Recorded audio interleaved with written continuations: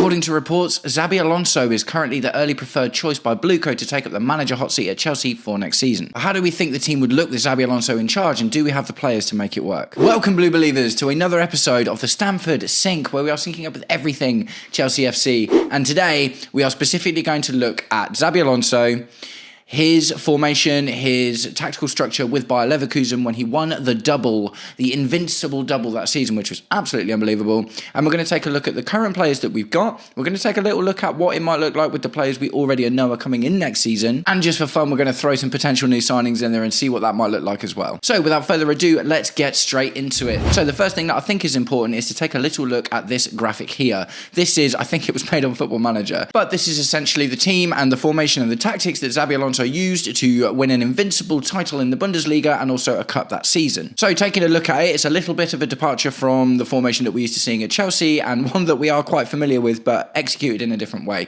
It is ultimately a 3-4-3. Hradecki in goal, Tapsoba, Tar and Hincapié, and also there was another guy, I can't remember his name, but making up a back three. Frimpong and Grimaldo playing as very, very wide and dynamic wing backs, occasionally inverting into midfield as well. Xhaka and Palacios in the midfield. Xhaka more of a tempo dictating passing kind of guy, and Palacios was the runner, the ball winner, kind of like our Moises Caicedo. And they created essentially what looked like a box midfield with Florian Wirtz playing in a left attacking half space and Jonas Hoffmann playing in a right attacking half space.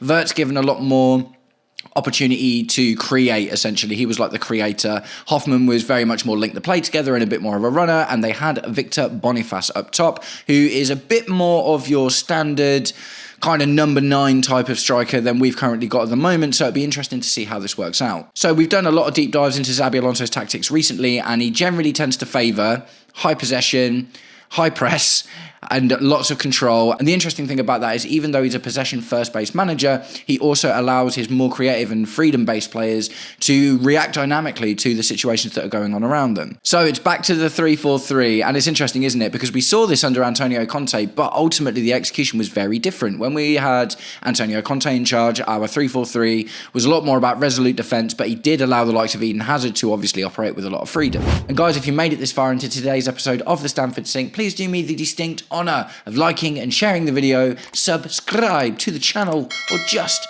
roast me in the comments, whatever gets you through your day. So for the first version we're going to look at, it is with the current squad. No new signings, no pre-agreements, no loan returns. We're just going to take a little look at what our team might look like with Xabi Alonso in charge, trying to go with that same sort of structure that he had at Bayer Leverkusen. So in goal, it's Robert Sanchez.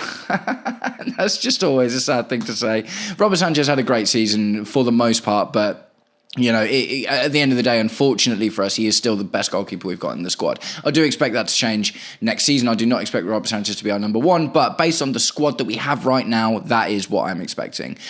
So left centre-back, Yaro Hato. Right centre-back, Trevor Chalobah and Levi Colwill, who's just finished 90 minutes, so we know he can play again. In the centre, kind of linking the defence and the midfield together, spraying passes. Trevor Chalobah being a bit more of a robust, astute centre-back, with tough defending. And Yoro Hato, I guess kind of the same, but I've just kind of put in there, to be honest, because I don't want to see Benoit Badiashile. I don't want to see Tosin Adarabioyo. I haven't seen enough of Mamadou Sarr, and Yoro Hato has actually performed reasonably admirably since he's been taking up that position. So then it comes to two of the most important players in that Xabi Alonso formation, and it is the wing-backs. And for the players that we've got at the moment, I've gone with Marc Cucurella and Reece James.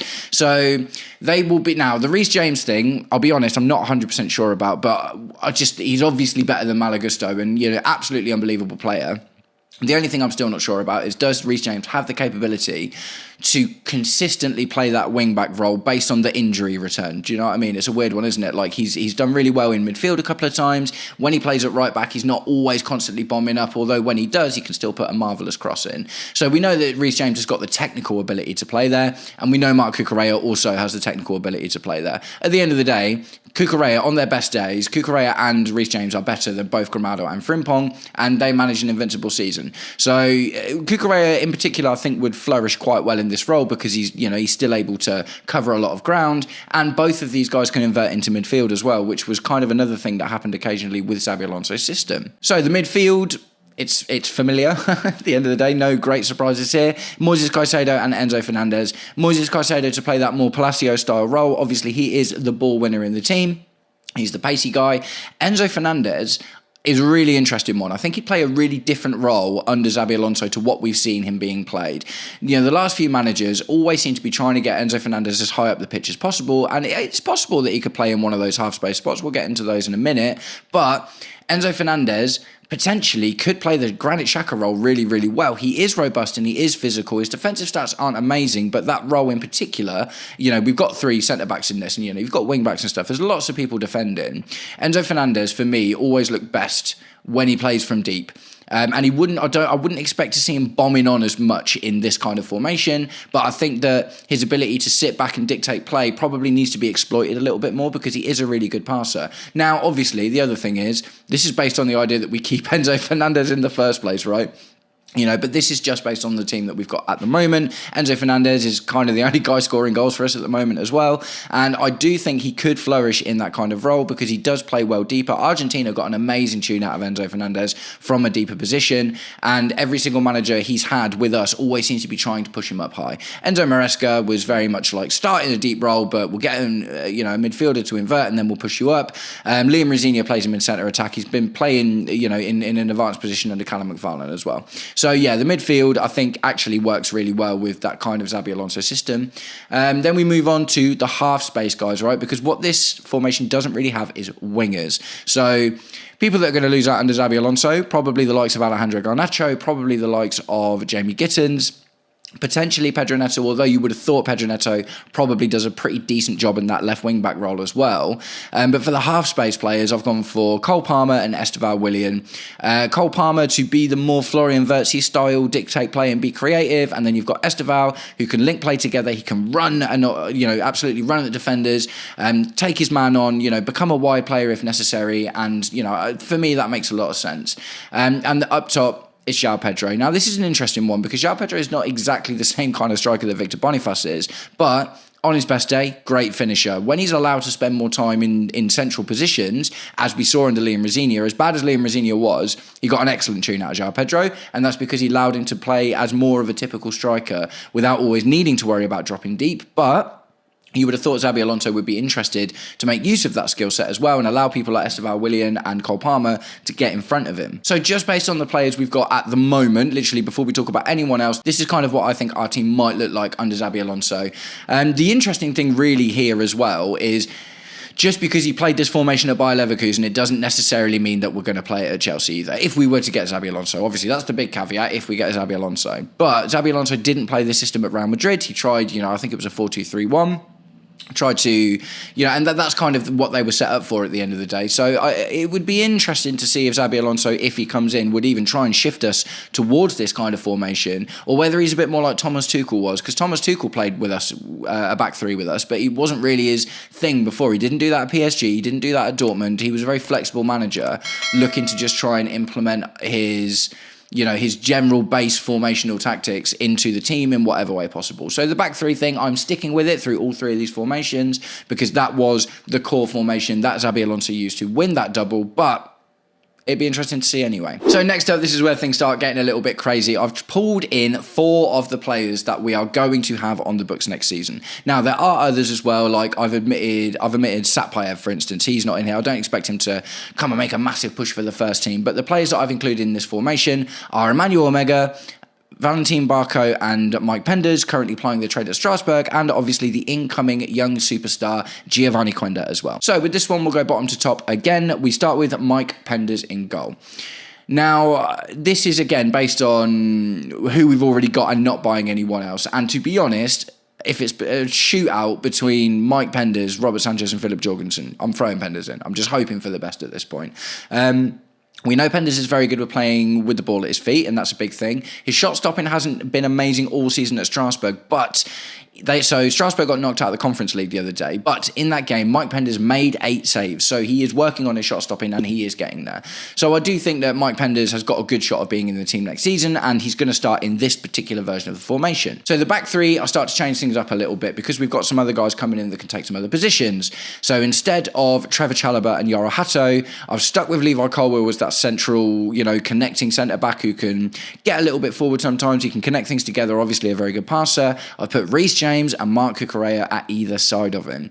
Initially, that's a little bit scary, isn't it? Because then it's like there's only one centre-back there. But when you've got three centre-backs as your base thing, like they cover each other really well. Cesar Azpilicueta played an amazing role under Antonio Conte as that right centre-back role. Reece James is obviously much more technically gifted than Azpilicueta was, and would be able to, really be really good with long balls, I think, from that position in particular.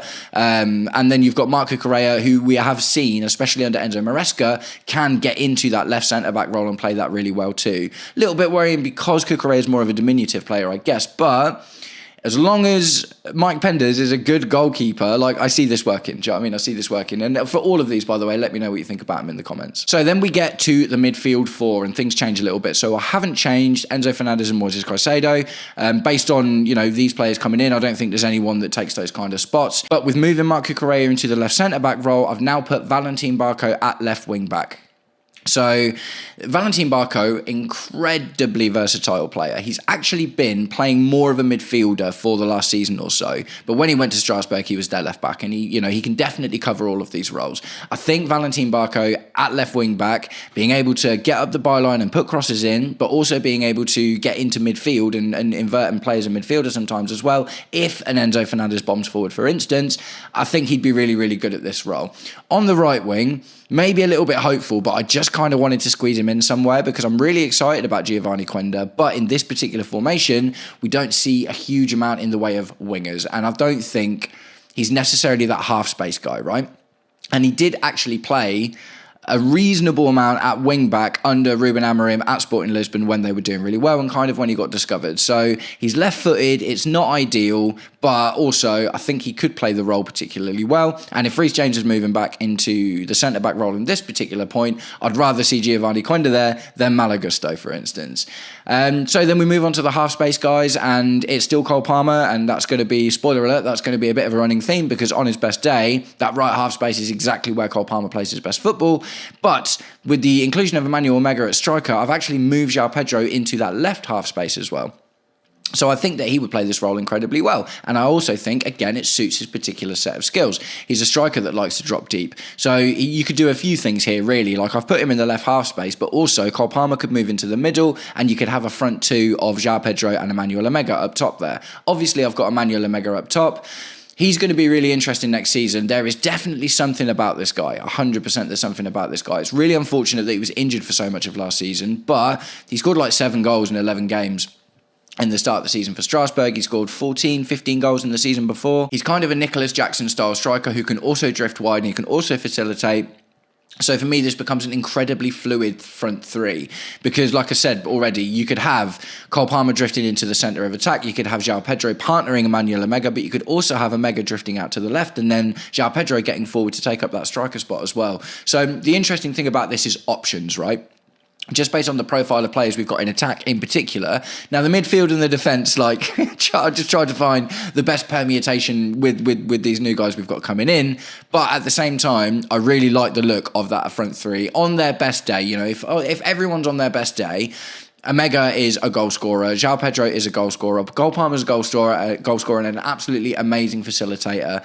And they could take up lots of different roles. And that, although I've put it as like 2 in the half space and 1 up top, it could look a few different ways. So guys, tell me what you think about this one. Do you think that me omitting Satpayev, although he's very young, do you think I should have done that? That's just kind of how I just got a feeling he's not going to get into the team next season, albeit he's doing really well where he is at the moment. So let me know what you think about this one with the guys coming in. And this is before we've bought any new players. But last but not least, we're going to look at a squad I've thrown together with a couple of reasonable new signings. There's one guy I've put in there that's a little bit wild. You've probably spotted that one already, but you've also might notice one player that's missing at the moment. So with some new signings, these are the kind of Premier League experience signings or like experience signings I think Blue Co are talking about when they're saying they're looking for players with experience. They're looking for players with emotional maturity. So we'll start at the bottom and go to the top again. So in goal, I've put Robin Roofs of Sunderland. I think we should go in for this guy. I like the look of him. He's had a really good season at Sunderland. He will be expensive, 50, 60 mil, but he's 23 years old, which is still pretty young. He's had a great season at Sunderland. He can play with the ball at his feet. He can fill in that auxiliary kind of defensive role as well, if that's the kind of way that Xabi Alonso wants to play. But he's also a good shot stopper to come into that Sunderland team and get what they're like 12th at the moment, something absolutely ridiculous. They're having such a good season, and there's so few points between like 14th and 5th, really, or no, 14th and 6th. Sorry.